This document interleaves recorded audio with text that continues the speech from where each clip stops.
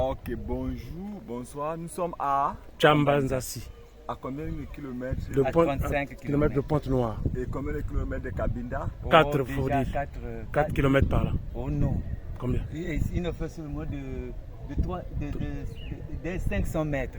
Ok, Hein? nous sommes à 500 500 mètres. 500 mètres. 500 mètres. de Cabinda. Cabinda. De 500 l'Angola. mètres. Par rapport à l'endroit que nous sommes. Ouais. Par rapport à 500 l'endroit où nous mètres. sommes. 500 Ok, mètres. ça veut dire que nous sommes déjà presque Déjà, en Angola oui, déjà. et nous sommes aussi au Ok, Congo. voilà. On va donc faire l'analyse de sol Ok, ici pour voilà. regarder un peu comment c'est. Voilà. Vous savez, lorsqu'on parle donc de l'agriculture, ce qui nous rend faibles, c'est parce qu'on ne fait pas l'agriculture de précision. Oui. On ne connaît pas exactement la quantité de nutriments que nos sols ont. Ce qui fait, c'est que lorsqu'on cultive, on cultive en tâtonnant. On fait seulement le mélange des engrais qui n'est même pas souvent approprié. Le but alors de faire ceci, c'est ce qu'on appelle l'analyse macroscopique. La première des choses, c'est qu'on regarde la végétation du sol. Certes que c'est une zone un peu sableux, mais vous allez remarquer qu'on a la présence de certaines herbes qui prouvent la fertilité des sols. On a vu certaines herbes à l'instar de L'autre là d'ortie. de l'ortie. L'autre là de Et Pleuria en même aussi de ce que vajanica. l'on appelle au Cameroun le bokassa. Voilà. On a la fleur jalousée, on a plusieurs autres variétés. herbes ici. Donc je vais donc procéder avec l'analyse des sols.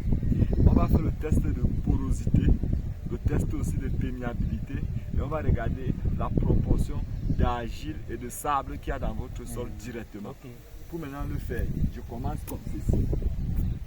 Quand je creuse le sol, puisque je le fais déjà par expérience, en creusant le sol, la façon dont j'envoie la machette à l'intérieur me permet de connaître si le sol est perméable ou pas.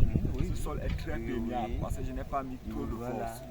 Je vais donc alors retirer un peu de terre. Cette terre est différente parce qu'il faut noter une chose. Il y a les différents types d'argile, Oui. il y a les différents types de sable. Ça, c'est une chose qu'il faut noter. Touchez un peu cette terre. Vous voyez que certes que c'est le sable, mais elle va former la boule. Mais oui. Elle va former la boule parce qu'elle contient aussi un peu d'argile. Oui, voilà. Je vais donc ajouter un peu d'eau. On se rapproche. Et lorsque j'ajoute l'eau, tu dois observer après 2 minutes. Oui. Si l'eau maintenant ne disparaît pas, ça veut dire que le sol n'est pas poreux ni perméable. Pourquoi? Ce sont les mailles, les petits pores qu'on retrouve à l'intérieur qui permettent de définir la porosité d'un sol.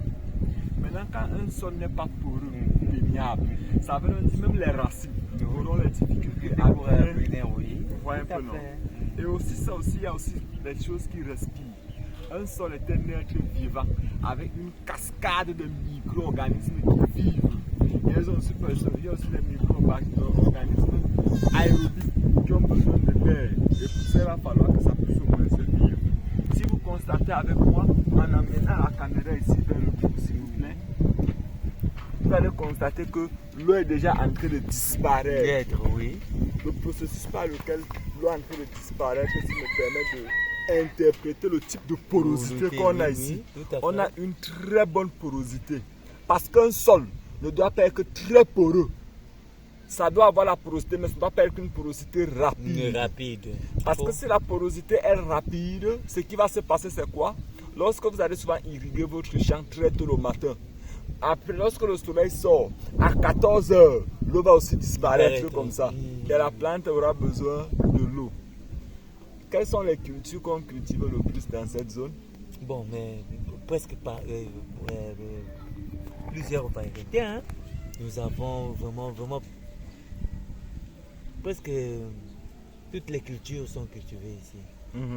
Vraiment dans le maraîchage, tout comme dans l'arboriculture, vraiment, tout est là. Ok, bientôt 2 minutes. Vous allez constater que, à vue d'œil, sur la surface de ce sol, ça a l'air très sableux.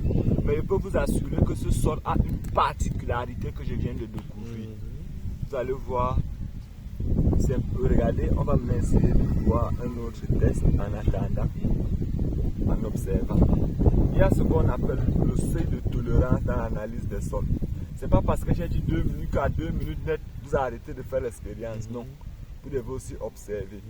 Maintenant, pour regarder le type de sol que j'ai, je vais essayer. Quand on était petit, quand on jouait souvent avec le sable, on avait les difficultés de former la boule. Oui. Si maintenant, je n'arrive pas à former la boule dans un sol, ça veut dire que la proportion de sable est à plus de 70%. Et un sol qui a plus de sable aura les difficultés à retenir l'eau, à retenir aussi les nutriments. Oui, tout à fait. Donc je vais donc alors essayer de former la boule. Si je forme la boule et que la boule ne se casse pas, ça veut donc dire simplement que ici, je n'ai pas plus de 70% de taux de sable. Ça, c'est une première information que j'ai. Tout à fait, oui. Voilà donc alors la boule qui a été formée. Mais la structure et la forme de la boule me donnent quelques informations. Vous allez voir que quand on regarde le sol, si à vue d'œil, ça a l'air blanc. Mais quand on met l'eau, ça tend vers le noir. Parce que même la couleur d'un sol est une information capitale. Ça veut dire que ce sol déjà représente une certaine fertilité. Ça, c'est une fierté de l'Afrique. Nous sommes au Congo. Ça veut dire que toute l'Afrique est fertile. C'est maintenant à nous de voir quoi faire. À ce stade, je ne peux pas conclure. Maintenant, pour conclure et regarder la proportion de sable et d'argile, je dois avancer devant. Je vais donc essayer de former les bâtonnets. Si maintenant je n'arrive pas à former le bâtonnet, je vais donc avoir encore une autre conclusion. Et si vous remarquez un truc, ce sol, comme on peut dire ça, c'est un sol léger. Vous avez remarqué ça? C'est un sol léger, très léger. Ce n'est pas comme d'autres sols. Je vais donc alors essayer de former maintenant le bâtonnet. Voici le bâtonnet qui a été formé. Le fait que j'ai formé le bâtonnet ici à Cabinda est une information claire que n'importe quoi peut être cultivé ici. C'est maintenant à nous d'ajuster le pH et les autres petits paramètres. La couleur de ce sol qui est tend vers le noir est aussi une propriété qui montre que ce sol est véritablement fertile. Donc qu'est-ce qui suffit alors? Ça ne peut pas m'arrêter là. À ce stade, je peux dire ici que même si on parle n'importe où, le ratio entre le sable et l'argile est presque le même. Mais je ne peux pas conclure là, je vais essayer de former le chapeau. Si je forme le chapeau et que le chapeau ne se casse pas, ça veut dire que la proportion d'argile dans ce sol est plus élevée que la proportion de sable. Je vais donc former alors mon chapeau. Et comme vous allez voir, le chapeau va se casser quand je vais enlever la main. Comme je vous ai dit, quand moi je regarde un sol, j'ai déjà les informations. En enlevant la main, voilà le chapeau qui s'est cassé. Le fait maintenant que le chapeau s'est cassé ici, ça veut simplement dire que ce sol est idéal. La proportion de sable et d'argile est un peu proportionnelle pour la plupart des cultures. Donc ce qu'on vient de faire là, c'est une analyse de sol macroscopique. Maintenant pour entrer, alors maintenant pour regarder la proportion d'azote, de potassium, de phosphore qu'on a dans notre sol, on peut passer par les dosages au laboratoire puis on utilise certains kits. Maintenant pour connaître la proportion de pH qu'on a dans notre sol, vous allez donc arrêter la caméra, il va vous dire ça en off naturellement. On peut arrêter la caméra.